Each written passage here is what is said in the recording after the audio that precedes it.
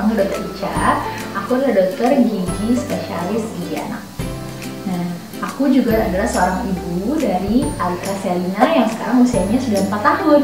Nah, sebagai seorang ibu dan juga seorang dokter gigi anak, aku membuat video ini untuk sharing masalah seputar gigi anak dan juga tips-tips mengenai sikat gigi anak.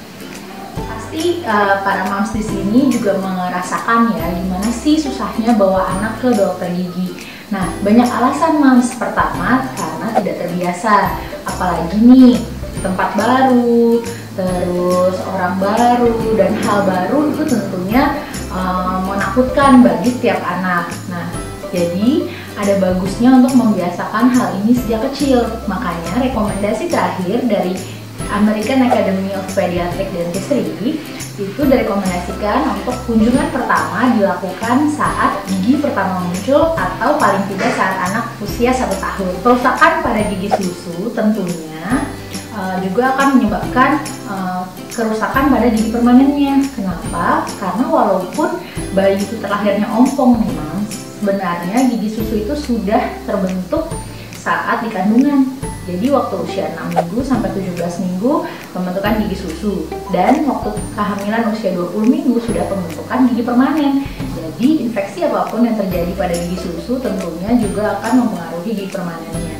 Belum lagi saat anak belajar berbicara di usia 1 tahun dan 2 tahun, gigi susu di depan kalau dia gigis tentunya fase berbicaranya juga tidak selancar anak dengan gigi yang sehat.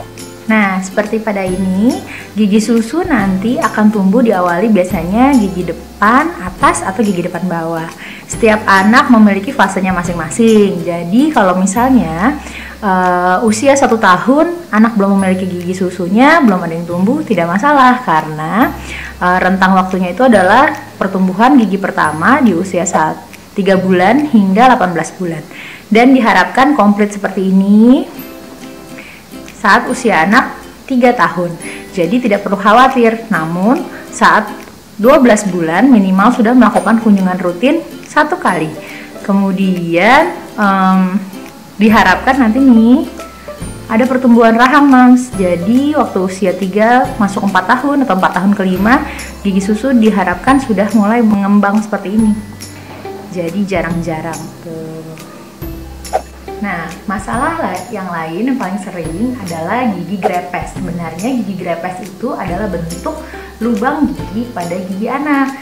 Nah, lubang gigi ini kita sebut karies. Karies ini sendiri adalah infeksi kronis yang terjadi akibat bakteri loh. Dan bakteri ini jika tidak ditangani dengan tepat akan menyebabkan lubang yang sangat besar hingga mengenai saraf, juga bisa menyebabkan bengkak pada gusi anak.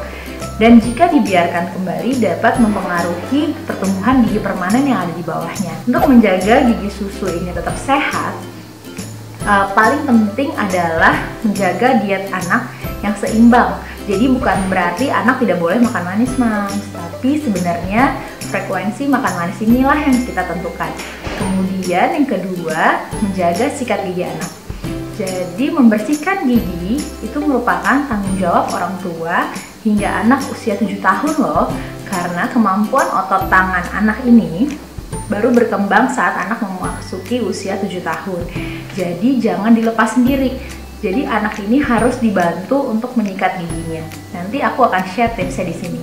Kemudian sudah menggunakan pasta gigi berfluoride dari awal gigi anak muncul. Jadi misalnya anak muncul di usia 6 bulan, 2 atau 4 gigi. Berarti anak sudah memiliki kebutuhan fluoride. Jangan lupa mengajarkan anak untuk meludah. Meludah loh ya, bukan berkumur. Karena meludah itu lebih penting dan anak diajarkan untuk berkumur seminimal mungkin.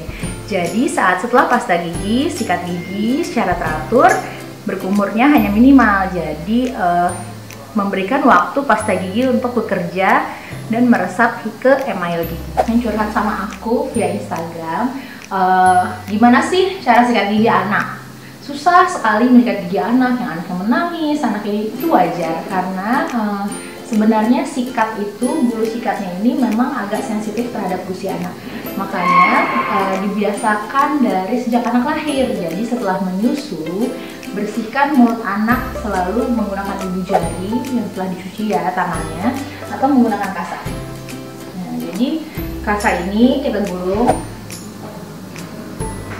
ke jari, lalu kita mulai usapkan ke seluruh mulut anak setiap habis menyusu, dan ini bisa digunakan terus hingga anak usia 2 tahun. Jadi pasta giginya tuh bisa digunakan di kasa. Jadi ini 1 biji beras kita taruh di kasa itu untuk membersihkan seluruh gigi anak gitu. Dan membersihkannya jangan ditekan mams, karena gusi anak di bawah 3 tahun itu sangat sensitif. Makanya itu dia mungkin merasa tidak nyaman saat kita menyikat giginya. Jadi kita usap pelan dari arah gusi ke gigi. Gusi ke gigi lalu keseluruhan.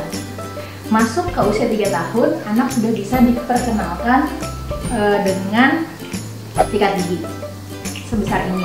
Jadi sebenarnya sih harusnya dia jumlahnya genggamannya harusnya lebih besar dengan bulu sikat yang kecil. Nah, lalu caranya untuk anak di bawah 3 tahun, dia itu ditidurkan di paha ibunya. Dia ditidurkan seperti ini, lalu kita buka tangannya seperti ini, dan juga di pipi seperti ini gini. Baru kita lap sikat perlahan dari gusi ke gigi. Nah, bagian gusi inilah yang paling sering bolong pada anak. Jadi saat kita menggunakan kasa pun kita lap seperti ini. Nah, boneka-boneka yang kita bisa gunakan seperti ini dan juga ada sikat giginya, ini juga bisa jadi media pembelajaran dan distraksi bagi anak. Jadi carilah mainan yang dapat mendistraksi anak dan anak merasa lebih familiar. Buatlah ini menjadi kebiasaan baik yang diajarkan dari awal. Jadi kalau anak merasa nyaman dan direpetisi, diulang lagi, beradaptasi, sikat gigi tidak akan lagi menjadi hal yang sangat menakutkan. Yang penting dicoba terus, diulang terus, dan harus konsisten. Karena begitu kita tidak konsisten, kita akan memulai pembelajaran ini dari awal lagi. Untuk anak yang sudah dapat berdiri dengan tegak, kita bisa mengajak dia untuk menyikat gigi di depan wastafel. Jadi anak ada di depannya, sikat gigi kita ambil, kita menyikat dari belakang. Kenapa harus dari belakang? Karena jika dari depan, kita tidak dapat melihat keseluruhan gigi anaknya. Lalu kemudian kalau dari depan, kita tidak dapat mengontrol tekanan yang kita berikan kepada sikat, sehingga seringkali anak tersodok. Nah, hal-hal tersebut yang harus kita sangat hindari agar anak tidak kapok dalam menyikat giginya. Jadi sikatlah gigi anak dari belakang, lalu gunakan dari sebelah kiri itu untuk membuka pipi anak. Jadi misalkan ada pipinya, ini kita buka, lalu kita sikat seluruhnya. Jangan ditekan. Jadi karena kita harus menyikat gusi, penekanan itu sangat dilarang karena itu dapat melukai gusi anak sehingga membuat anak kapok. Lalu untuk bagian ini kita bisa menyikat dari gusi ke gigi. Nah, untuk bagian yang dalam sebelah sini, sikat gigi ditegakkan lalu ditarik satu arah ke arah luar. Sama seperti kita, untuk hal-hal tersebut kita bisa karena terbiasa. Jadi moms jangan menyerah, pede aja dulu, just do it and make it fun. Jadi jangan juga misalnya nih anak saat menyikat gigi lalu dia isep-isep dan gigit-gigit sikat giginya. Biarkan aja dulu, biarkan anak familiar terhadap sikat giginya. Nah, urusan kebersihan itu tanggung jawab kita. Jadi tetap bantu bersihkan gigi anak hingga dia usia 7 tahun. Kemudian distraksi ini bisa bermacam-macam. Kalau tadi kan aku contohinnya dengan mainan. Nah, cari distraksi yang paling nyaman untuk ibu dan anak. Jadi sekian dari saya. Kalau memang ada yang ditanyakan, moms bisa tanya di kolom komentar. Nanti saya akan bantu untuk menjawabnya.